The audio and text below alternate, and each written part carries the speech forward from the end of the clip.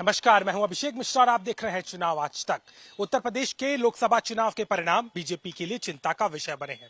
2014 में 73 सीटें तो वहीं 2019 में 64 सीटों के साथ एक तरीके से बड़ा मैंडेट लाने वाली बीजेपी इस बार केवल 33 सीटों पर उत्तर प्रदेश में सिमट गई। और ये चिंता का विषय इसलिए बन गया क्योंकि बीजेपी की पूरी ताकत उत्तर प्रदेश के चुनाव में लगाई थी, लेकिन बावजूद उसके परिणाम एकदम विपरीत आए हैं। अब पार्टी कार्यालय में मंथन का दौर चल रहा है और लगातार चाहे संगठन महामंत्री हो या प्रदेश अध्यक्ष, दोनों जो हैं वो समीक्षा कर रहे हैं और हारे हुए प्रत्याशियों के साथ अब फीडबैक लिया जा रहा है। दरअसल लखनऊ के मुख्यालय में पिछले 2 दिनों से ये बैठक चल रही है। गुरुवार को हुई इस बैठक में अवध प्रांत के हारे हुए प्रत्याशी पहुंचे। उन्होंने अपनी दुख भरी दास्तान सुनाई और ये सब बताया कि किस तरीके से उनको सहयोग नहीं मिला, कहां पर कमियां रह गईं और किस कारण से इस चुनाव में बीजेपी वो आंकड़ा नहीं ला सकी। वहीं दूसरे दिन यानी कि आज कानपुर और बुंदेलखंड क्षेत्र की बैठक चल रही है। इस बैठक में भी हारे हुए प्रत्याशी के साथ साथ प्रभारी और जिला अध्यक्ष भी पहुंच रहे हैं और उनसे बाकायदा पूरा फीडबैक लिया जा रहा है।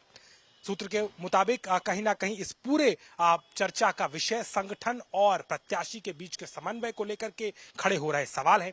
वहीं कुछ प्रत्याशियों ने उनके क्षेत्र के अधिकारियों का उनके साथ कोऑपरेट ना करने का भी आरोप लगाया है। तो वहीं विधायकों पर भी कुछ सांसदों की तरफ से सहयोग ना करने के आरोप लगाए गए हैं।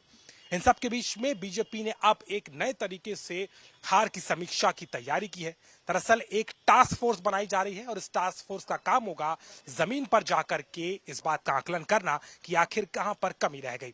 इसके लिए हर लोकसभा क्षेत्रों को इसमें शामिल किया जा रहा है। 2-2 लोकसभा की एक टीम बनाई जा रही है जिसमें एक प्रदेश पदाधिकारी और एक पूर्व विधायक होगा और वो वहां जमीन पर जाकर के कार्यकर्ताओं, लोगों से और इसके साथ ही साथ काडर से इस बात का फीडबैक लेगा कि आखिर चुनाव में कमी कहां रही, बीजेपी की कौन सी ऐसी चीज जनता को अच्छी नहीं लगी, क्या योजनाओं का क्रियान्वयन जो हुआ वो जमीन तक नहीं पहुंच सका या प्रचार या किसी और तरीके की कमी इस चुनाव में देखी गई या फिर रणनीतिक तौर पर अगर देखें तो चूक कहां हुई। इन तमाम विषयों को लेते हुए कहीं ना कहीं ये एक्सरसाइज, ये कार्य प्रणाली उत्तर प्रदेश में अब की जानी है।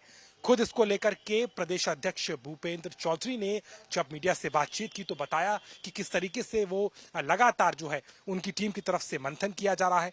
2 दिन की इस बैठक में कहीं ना कहीं इस बात का ही आकलन है कि आखिर इतनी तैयारी के बावजूद कैसे बीजेपी अपने उस जीत के आंकड़े को उत्तर प्रदेश में नहीं छू पाई जिसकी उम्मीद की जा रही थी। दरअसल लोकसभा चुनाव में उत्तर प्रदेश में इंडिया अलायंस ने बीजेपी को कड़ी शिकस्त दी है। उत्तर प्रदेश जहां पर खुद मुख्यमंत्री योगी आदित्यनाथ बीजेपी की सरकार चल रही है और केंद्र से भी बाकायदा बड़ी संख्या में मंत्री हैं और खुद प्रधानमंत्री मोदी वाराणसी के लोकसभा क्षेत्र से आते हैं, बावजूद उसके भी बीजेपी उत्तर प्रदेश में महज 33 सीटों पर सिमट कर रह गए और अपने बाकी 3 सहयोगियों की सीट के साथ 36 का ही एनडीए यहां पर आंकड़ा छू पाई है। वहीं इंडिया अलायंस ने सभी उम्मीदों के विपरीत शानदार प्रदर्शन किया और बड़ी संख्या में सीटों पर कब्जा किया है। एक तरीके से देखा जाए तो जिस तरीके के समीकरण समाजवादी पार्टी और कांग्रेस के रहे वो कहीं ना कहीं बीजेपी के लिए चिंता का विषय बने। इस चुनाव के दौरान ठाकुरों की नाराजगी भी बीजेपी को देखनी पड़ी। उसके अलावा अलग अलग क्षेत्रों में दलितों की भागीदारी, जिनका वोट सीधे तौर पर इंडिया अलायंस में गया, वो भी बीजेपी के लिए चिंता का विषय बना है।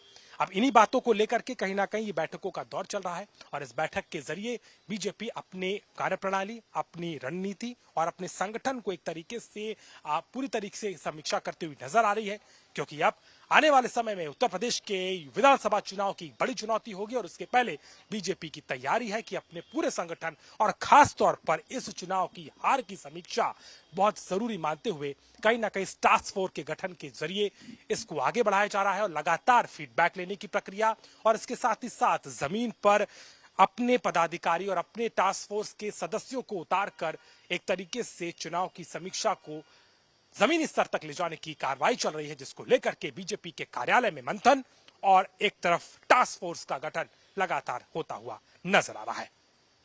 लखनऊ से चुनाव आज तक के लिए अभिषेक मिश्रा।